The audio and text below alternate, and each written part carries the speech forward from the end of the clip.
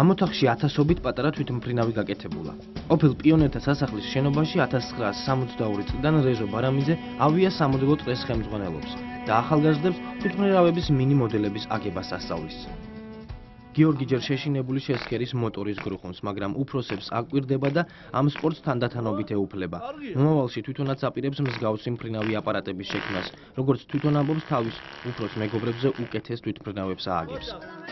რეზო ბარამიძე თავისი მოსწავლეების მსგავსად სახლში ჩხირკედელაობდა. შემდეგ ახალგაზრდა კონსტრუქტორთა წრეში დაიწყო სიარული და თავისი ცხოვრება სამუდამოდ დაუკავშირა ამ საქმიანობას. ბავშვობიდან მე დავიწყე თვითონ ასე როგორც ჩემი მოსწავლეები არიან, ესე დავიწყე სიარული, მაგრამ როდესაც დავამთავრე ჯარი, ჩამოვედი და დავიწყე პირველად სახლში, ყოფილი პირველად სახლში მუშაობა. ხუდად ღამზე მუშაობ და ამ საქმიანობას ბავშვებს ვასწავლენ. აქ წარმოდგენილ ყოველ თვითმფრინავს თავისი ისტორია აქვს. მათი წყალობით როგორც რეზო ბარამიძეს, ასევე თავის შეგირდებს თასები და მედლები მოუპოვებიათ. ჯერ საბჭოთა კავშირის პირველობაზე, შემდეგ ბალტიისპირეთში გამართულ შეჯიბრებებზე, ბოლოს კი საქართველოში. საქართველოს ჩემპიონია. ჩემპიონი, მაგრამ ძალიან დაბერებული მოდელია, იმიტომ რომ 74-ში აიღო პირველი ადგილი საქართველოში და ჩამოვიტანენ ჩვენ თასი და ჯილდო. რეზო ბარამიძეს დღეს 40 მოსწავლე ჰყავს და ბავშვებს თავის ოსტატობას უსასყიდლოდ ასწავლის. თურმე კომუნისტების პერიოდიდან მოყოლებული ამ წრეში სიარული უფასო ყოფილა და ტრადიციას არც დღეს ღალატობენ.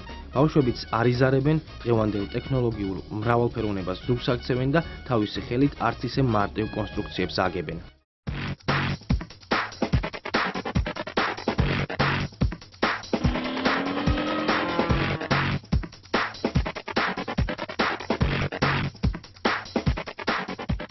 ახალგაზრდა ავიატორთაგან ყველაზე გამოცდილი ზვიად მკერვალიშვილია. იგი ნორჩ კონსტრუქტორთა და გამომგონებელთა რესპუბლიკური პირველობის პრიზიორია. ზვიადი ახლა თავის მეოთხე თვითმფრინავზე ასრულებს მუშაობას. ამ კონსტრუქციის აგებისათვის $300 დახარჯა. ამბობს, რომ ფული ამ საქმისთვის არ ენანება. უნდა რომ მფრინავი გამოვიდეს და საქართველოს ავიაციას ემსახუროს. ავიასამოდელო სამყაროში კი შემთხვევით ცეკვიდან მოხვდა. აქ ადრე თავიდან ვეცეკვავდი, უყურებდი აქ რო აკეთებდი თვითმფრინავს, მომეწონა ეს სპორტი და დავიწყე აქ სიარულს. არის ამერიკული ხიდან მზადდება, ეს არის ბალზა, რომელიც საქართველოში არ მოიპოვება. მან უნდა გამოიწერო, ან ვინმე თუ აქვს ჩამოტანილი, გამოართვა. თვითმფრინავი დაიწყე ყველაფრიან ერთი $300-მდე არის მაინც დამზადდა რა, ყველაფერი ბალზიან, მატორიან და შეიძლება მეტის იყოს.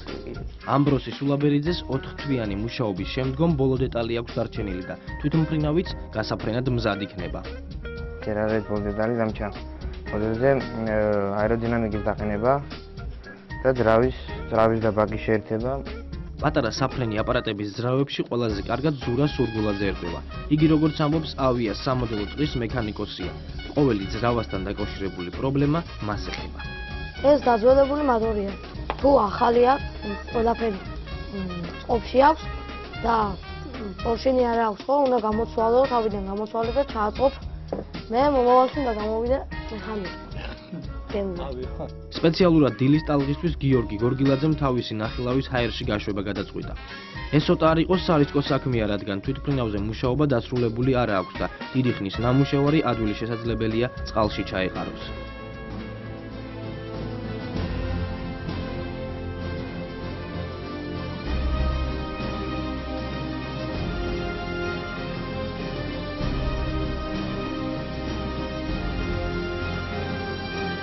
ამ კონსტრუქციის აწყობას 2 თვე დასჭირდა. ეხლა კი პირველ გაფრენას ანხორციელებს. ნახოთ თუ რა გამოვა მისი პირველი ფრენიდან.